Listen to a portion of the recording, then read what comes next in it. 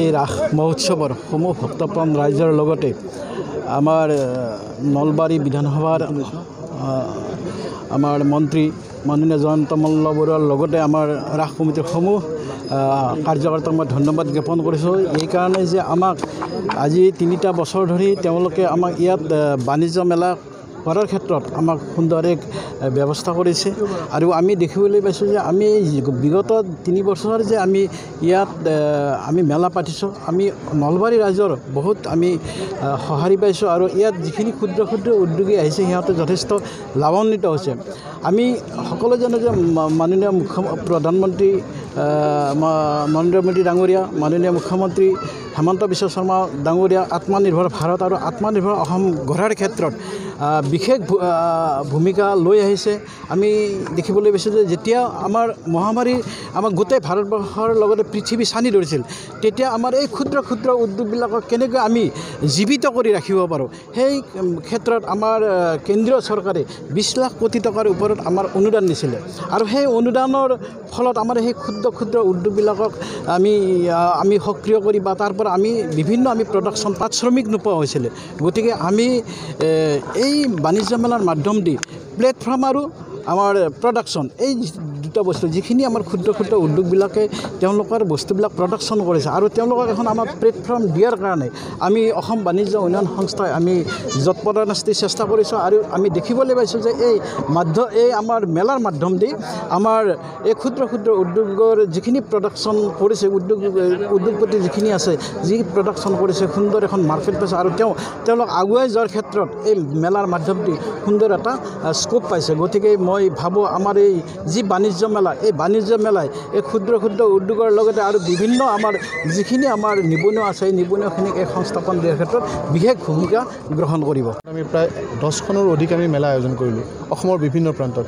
আপুনি বৰাকতো আমি পাতিছোঁ, ডিব্ৰুগড়ত পাতিছোঁ, যোৰহাটত পাতিছোঁ, তেজপুৰত পাতিছোঁ, কোকৰাঝাৰত পাতিছোঁ।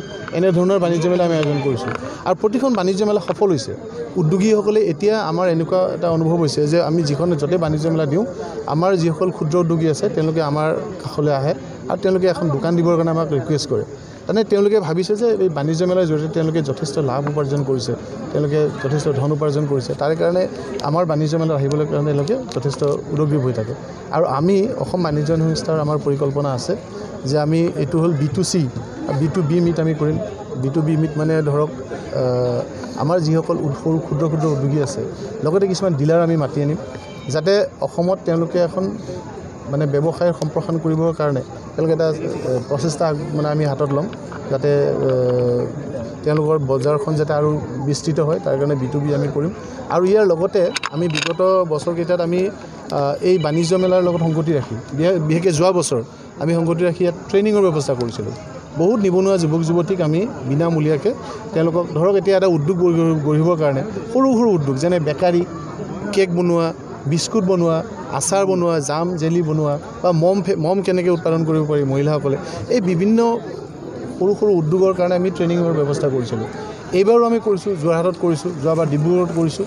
গতিকে আমি ট্ৰেইনিঙৰো আমি এটা ব্যৱস্থা কৰিছোঁ এই প্ৰশিক্ষণৰ জৰিয়তে, যাতে তেওঁলোকে নতুন নতুন উদ্যোগ গঢ়িব পাৰে আৰু মুখ্যমন্ত্ৰী আত্মনিৰ্ভৰ অসম আঁচনিৰ জৰিয়তে তেওঁলোকে লাভান্বিত হয়। এই দুইটাৰ মাজেৰে যাতে আমাৰ অসমৰ মানে নিবনুৱা সমস্যাটো সমাধান হয়।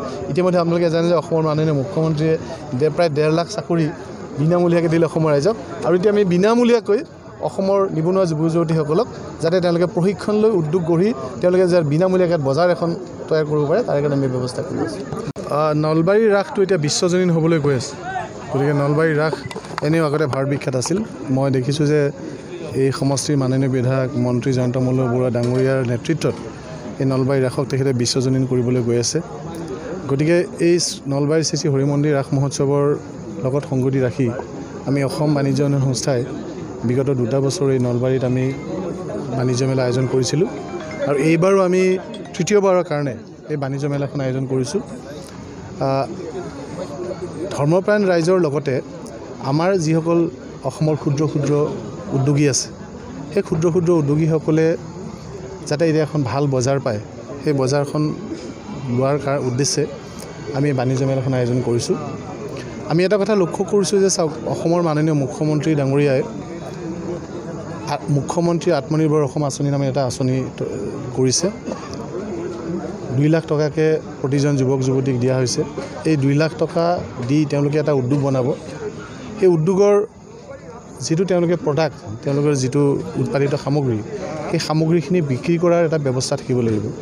কাৰণ আমি দেখিছোঁ বৃহৎ উদ্যোগবিলাকে তেওঁলোকে যিবিলাক সামগ্ৰী উৎপাদন কৰে, সেই সামগ্ৰীবিলাকে তেওঁলোকে এডভাৰটাইজমেণ্টত লাখ টকা খৰচ কৰে, তেওঁলোকে এখন বজাৰ নাপায়। কিন্তু আমি এই ক্ষুদ্ৰ উদ্যোগীসকলৰ কাৰণে এখন বজাৰ তৈয়াৰ সৃষ্টি কৰিবৰ কাৰণে চেষ্টা কৰি আহিছোঁ বিগত 3টা বছৰত। আৰু এইবাৰো আমি তেনেধৰণে এটা প্ৰয়াস কৰিছোঁ। বিগত বছৰটোত আমি নলবাৰীৰ ৰাসত আমাৰ উদ্যোগীসকলে 1 কোটিৰ অধিক টকা ইয়াত বিক্ৰী কৰিবলৈ সক্ষম হৈছিল। গতিকে এইবাৰো আমি তাতকৈ অধিক বিক্ৰী হ'বলৈ আমি আশা কৰিছোঁ।